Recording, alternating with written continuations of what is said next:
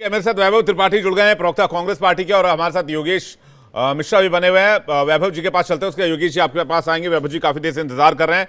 वैभव जी, आप लोग बहुत कॉन्फिडेंट नजर आ रहे हैं बाय इलेक्शंस को लेकर, लेकिन सामने योगी आदित्यनाथ भी पूरा जोर लगा रहे हैं, पूरी ताकत लगा रहे हैं। ऐसे में लगता है आपको मुकाबला आसान होगा, या फिर ऐसा ना हो कहीं जो है ये इलेक्शन जो कॉन्टेस्ट होगा उसमें रिजल्ट योगी आदित्यनाथ की तरफ इंक्लाइन हो जाए? नहीं, मुझे ऐसा नहीं लगता कि योगी आदित्यनाथ जी की तरफ ये जाएगा चुनाव।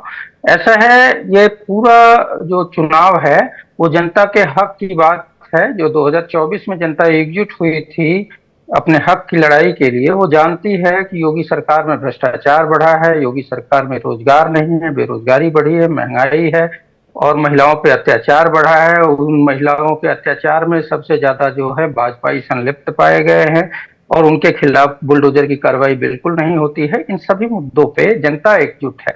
और मैं ये कह रहा था आपकी इस बात को आगे बढ़ाकर कि योगी आदित्यनाथ जी आज नए नहीं आ गए हैं यूपी में।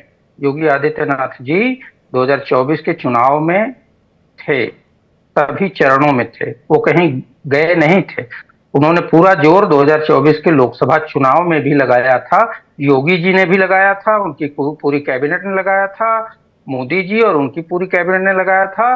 बावजूद इसके जनता ने इनको नकारा है और इनको एक बड़ी हार का मुंह देखना पड़ा है।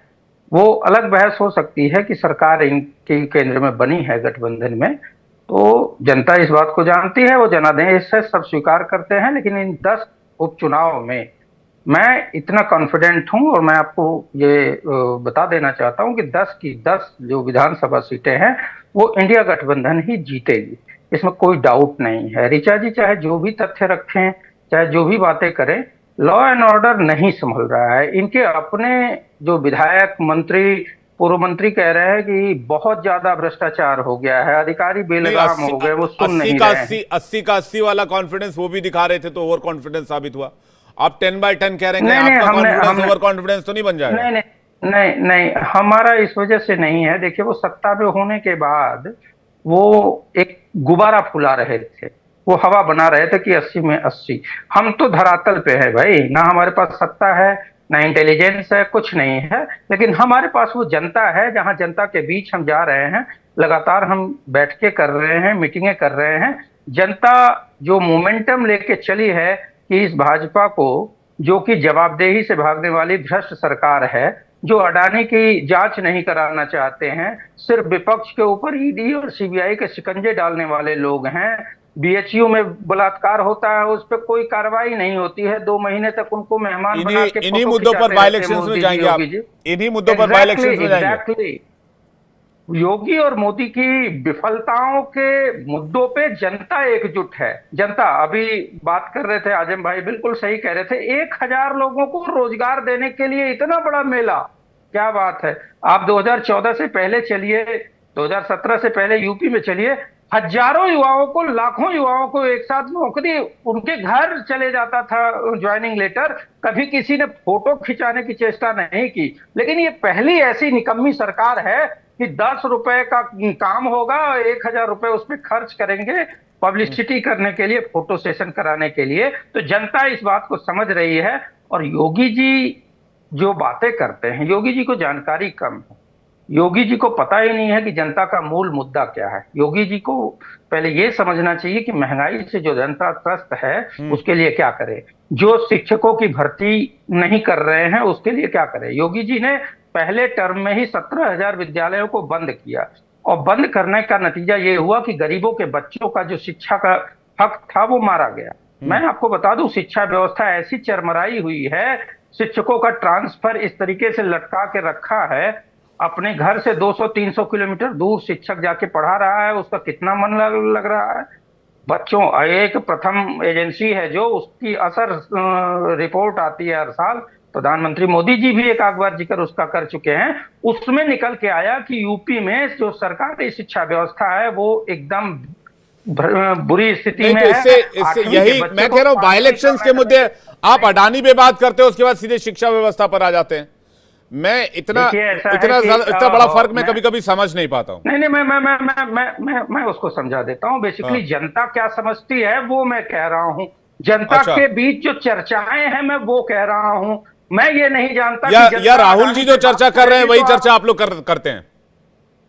देखिए, ऐसा है, जनता अडानी पे भी चर्चा कर रही है और जनता गिरती की शिक्षा राहुल जी, व्यवस्था वैभव जी। पर, भ्रष्टाचार पर। जी नहीं, जनता और राहुल जी दोनों, जनता का प्रतिबिंब ही है राहुल जी। जी, ठीक है, जनता ने ये ठीक है, बताया ठीक है। कि राहुल आप जी आप हमारे कॉन्फिडेंट है मुद्दों 10 के सीटों को साथ लेकर, और आप लड़ कह रहे हैं कि और बीजेपी हम मुकाबले राहुल में जी कहीं के नहीं है। साथ खड़े हो रहे हैं। मैं योगेश, विवेक जी, काफी समय ऋचा जी को दिया। वो महिला है, मैं भी सम्मान करता हूं, लेकिन एक सवाल ऋचा जी से है कि क्या मणिपुर में उस जो सेना के जवान की बीवी और बेटी के साथ हुआ, उसके लिए दो शब्द बोल पाई बहन ऋचा? या बीएचयू में जो भाजपा के दरिंदों ने, बहन चुप हो जाइए, पहले चुप हो जाइए प्लीज। अगर आपको महिलाओं के प्रति जरा भी संवेदना है तो चुप हो जाइए।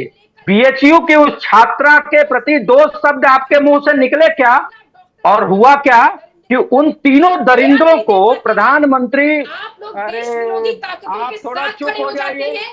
अरे हिंदू चुप विरोधी हो ताकतों जाइए। के अगर आपके मन में जरा भी महिलाओं के लिए संवेदना होती तो बात सुन लेती। क्या बीएचयू के दरिंदगी की शिकार उस छात्रा के साथ जाकर आप खड़ी हुई? एक बयान नहीं आया आप नहीं गई, क्योंकि वहां भाजपा के गुंडे थे, उनको आपको बचाना था। भाजपा के बलात्कारियों को बचाने का जिम्मा अगर आप जैसी बहनें उठाएंगी तो सोचिए कि बहनों की सुरक्षा कैसे सुनिश्चित होगी। अगर आपका सवाल पूरा हो जाए तो मैं बोलूं। हो गया। अपराध चाहे मणिपुर में हुआ, चाहे अयोध्या में हुआ, चाहे बीएचयू आईआईटी में हुआ, वो महिलाओं के खिलाफ अत्याचार था और सबके खिलाफ।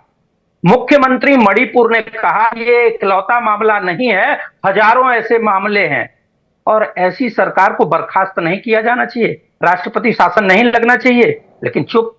बीएचयू आईआईटी की बेटी के साथ जो हुआ उसमें क्या बीजेपी 5 दिन में वो चेहरे आइडेंटिफाई हो गए थे। मोदी जी, योगी जी आके फोटो खिंचवा रहे थे उन दरिंदों के साथ और उनको 2 महीने के लिए प्रमोट करके मध्य प्रदेश चुनाव का प्रभारी बना दिया गया।